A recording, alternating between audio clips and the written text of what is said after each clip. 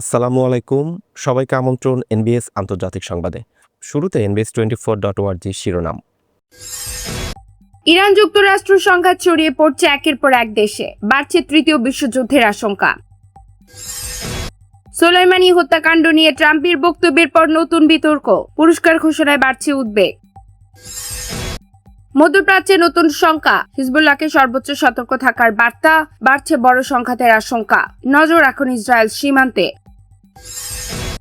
এবং বাহরাইনে মার্কিন ঘাঁটিতে হামলার দাবি, জল, ড্রোন, ডিপো, কৃত্রিম বুদ্ধিমত্তা কেন্দ্র ধ্বংসের কথা বলছে IRGC।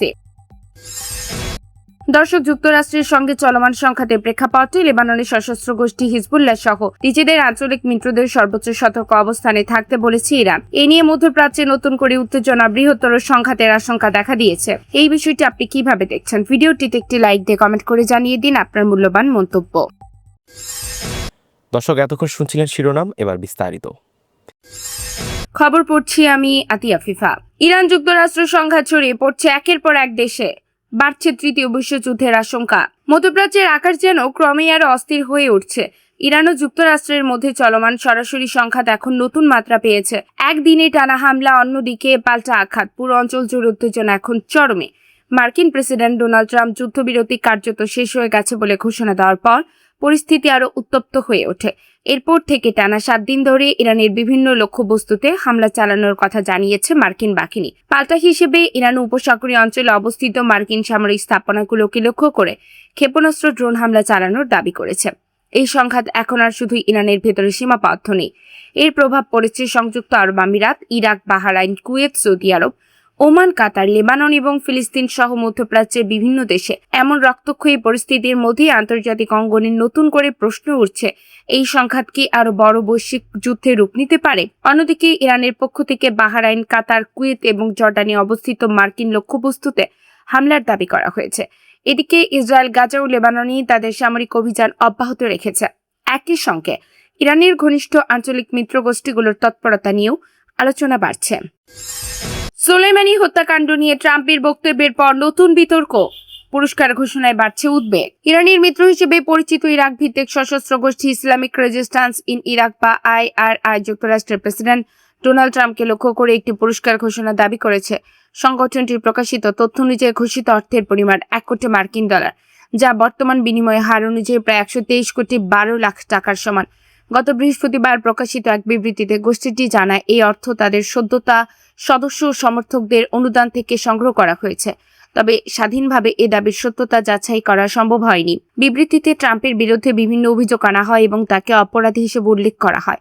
একই সঙ্গে সংগঠনটি দাবি করে তারা তাদের নিহত সদস্যদের প্রতি দায়বদ্ধতা থেকে এই ধরনের অবস্থান নিয়েছে। এতে আরো বলা হয়, বিশ্বজুড়ে নিজেদের সমর্থকদের কাছে তারা এই বিষয়টিকে ন্যায় বিচারের প্রশ্ন হিসেবে তুলে ধরছে। তবে আন্তর্জাতিক আইন অনুযায়ী রাজনৈতিক উদ্দেশ্যে সহিংসতার আহ্বান বা কোনো ব্যক্তিকে লক্ষ্য করে পুরস্কার ঘোষণা গুরুতর নিরাপত্তা উদ্বেগের বিষয় হিসেবে বিবেচিত হয়। এদিকে গালফ নিউজের এক প্রতিবেদনে বলা হয়েছে, সম্প্রতি ওয়াশিংটনে হোয়াইট হাউসে ইরাকের প্রধানমন্ত্রী আলী আল জাইদির সঙ্গে বৈঠকের সময় প্রেসিডেন্ট ট্রাম্প 2020 সালে ইরানের শীর্ষ সামরিক কমান্ডার জেনারেল কাসেম সোলাইমানি এবং ইরাকের মিলিশিয়া নেতা আবু মাহাদি আল মুহান্দিস হত্যাকাণ্ডে নিজেদের ভূমিকার কথা উল্লেখ করেন। মধ্যপ্রাচ্যে নতুন শঙ্কা, হিজবুল্লাহকে সর্বোচ্চ সতর্ক থাকার বার্তা, বাড়ছে বড় সংঘাতের আশঙ্কা, নজর এখন ইসরায়েল সীমান্তে। যুক্তরাষ্ট্রের সঙ্গে চলমান সংঘাতের প্রেক্ষাপটে লেবাননের সশস্ত্র গোষ্ঠী হিজবুল্লাহ সহ নিজেদের আঞ্চলিক মিত্রদের সর্বোচ্চ সতর্ক অবস্থানে থাকতে বলছে ইরান।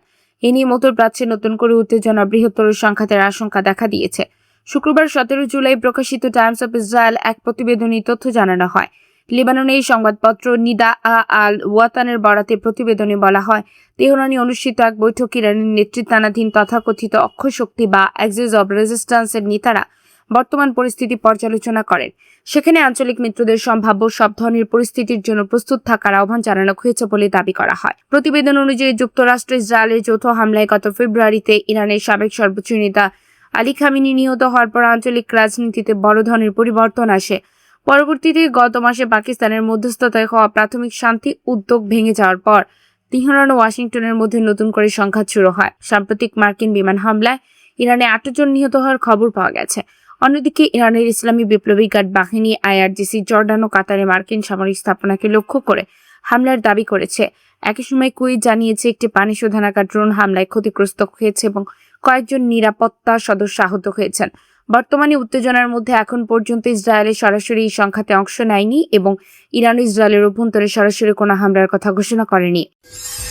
বাহরাইনে মার্কিন ঘাঁটিতে হামলার দাবি। জল, ড্রোন ডিপো, কৃত্রিম বুদ্ধিমত্তা কেন্দ্র ধ্বংসের কথা বলছে আইআরজিসি। বাহরাইনে অবস্থিত একটি মার্কিন সামরিক ঘাঁটিতে ক্ষেপণাস্ত্র ড্রোন হামলা চালিয়ে যুক্তরাষ্ট্রের জল, ড্রোন সংরক্ষণাগার এবং একটি প্রধান কৃত্রিম বুদ্ধিমত্তা কেন্দ্র ধ্বংস করার দাবি করেছে ইরানের অভিজাত সামরিক বাহিনী ইসলামিক রেভলিউশনারি গার্ড কোর বা আইআরজিসি। শনিবার প্রকাশিত এক বিবৃতিতে আইআরজিসি জানায়, গত 16 জুলাই রাতে ইরানের সেতু, বিদ্যুৎ কেন্দ্র, বিমানবন্দর এবং অন্যান্য স্থাপনায় চালানো মার্কিন হামলার জবাব হিসেবে এই অভিযান পরিচালনা করা হয়েছে। বিবৃতিতে বলা হয়, বাহরাইনে অবস্থিত মার্কিন সামরিক স্থাপনাগুলোকে লক্ষ্য করে একাধিক ব্যালিস্টিক ক্ষেপণাস্ত্র এবং বিস্ফোরকবাহী ড্রোন ব্যবহার করা হয়েছে। আইআরজিসির দাবি, হামলার ফলে জল, ড্রোন সংরক্ষণাগারে থাকা বেশিরভাগ ড্রোন ধ্বংস হয়েছে এবং সংশ্লিষ্ট কৃত্রিম বুদ্ধিমত্তা কেন্দ্র সম্পূর্ণভাবে ক্ষতিগ্রস্ত হয়েছে। এছাড়া ইরানের বেসামরিক স্থাপনায় ভবিষ্যতে হামলা অব্যাহত থাকলে মধ্যপ্রাচ্যে অবস্থিত মার্কিন সামরিক অন্যান্য লক্ষ্যবস্তুতে আরও হামলা চালানো হতে পারে বলেও সতর্ক বার্তা দিয়েছে সংস্থাটি। তবে এই দাবিগুলোর বিষয়ে এখন পর্যন্ত বাহরাইন বা যুক্তরাষ্ট্রের প্রতিরক্ষা বিভাগের পক্ষ থেকে আনুষ্ঠানিক কোনো প্রতিক্রিয়া জানানো হয়নি। ফলে হামলার প্রকৃত ক্ষয়ক্ষতি স্বাধীনভাবে যাচাই করা সম্ভব হয়নি। ট্রাম্পের ভাষায়, হরমুজ প্রণালীতে বাণিজ্যিক জাহাজে হামলার পর তাদের সঙ্গে শান্তি চুক্তির জন্য আলোচনা করা সময় নষ্ট করা ছাড়া আর কিছু নয়। অক্ষত রয়েছে ইরানের একমাত্র পারমাণবিক কেন্দ্র।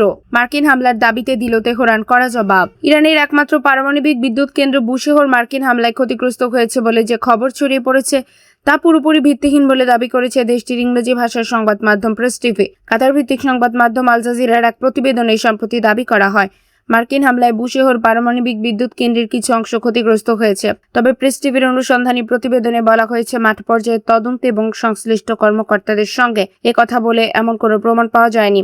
গত শুক্রবার আল জাজিরা উপগ্রহ চিত্র বিশ্লেষণ করে জানায়, 7 থেকে 12 জুলাইয়ের মধ্যে বুশেহর পারমাণবিক কমপ্লেক্সের ভেতরে হামলার চিহ্ন দেখা গেছে।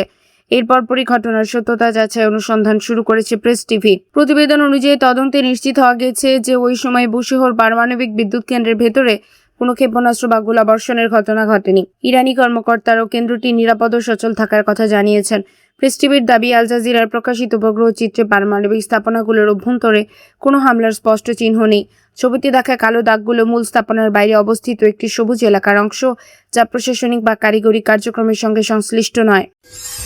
ওয়াশিংটন সফরে বড় সাফল্য। একসঙ্গে 48 চুক্তিতে সই করে চমক দেখালেন ইরাকের প্রধানমন্ত্রী। যুক্তরাষ্ট্র সফরে বড় ধরনের কূটনৈতিক ও অর্থনৈতিক সাফল্যের দাবি করেছে ইরাক। দেশটির প্রধানমন্ত্রী আল জাইদির সফরকালে ইরাক ও যুক্তরাষ্ট্রের সরকারি বেসরকারি বিভিন্ন প্রতিষ্ঠানের মধ্যে মোট 48টি চুক্তি সমঝোতা স্মারক সহযোগিতা অংশীদারিত্বের ঘোষণা সই হয়েছে। শনিবার প্রধানমন্ত্রীর কার্যালয় এক বিবৃতিতে তথ্য জানিয়েছে। চুক্তিগুলোর একটি বড় অংশ জ্বালানি খাত, বিশেষ করে তেল ও বিদ্যুৎ খাতকে ঘিরে।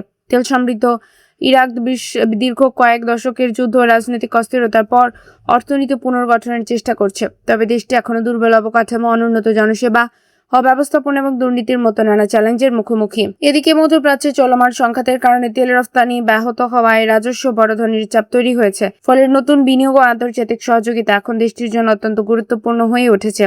প্রধানমন্ত্রী গণমাধ্যম দফতরের বিবৃতিতে বলা হয়, ইরাক ও যুক্তরাষ্ট্রের সরকারি এবং বেসরকারি প্রতিষ্ঠানের মধ্যে মোট 48টি চুক্তি সমঝোতা স্মারক সহযোগিতা চুক্তি এবং অংশীদারিত্বের ঘোষণায় স্বাক্ষরিত হয়েছে।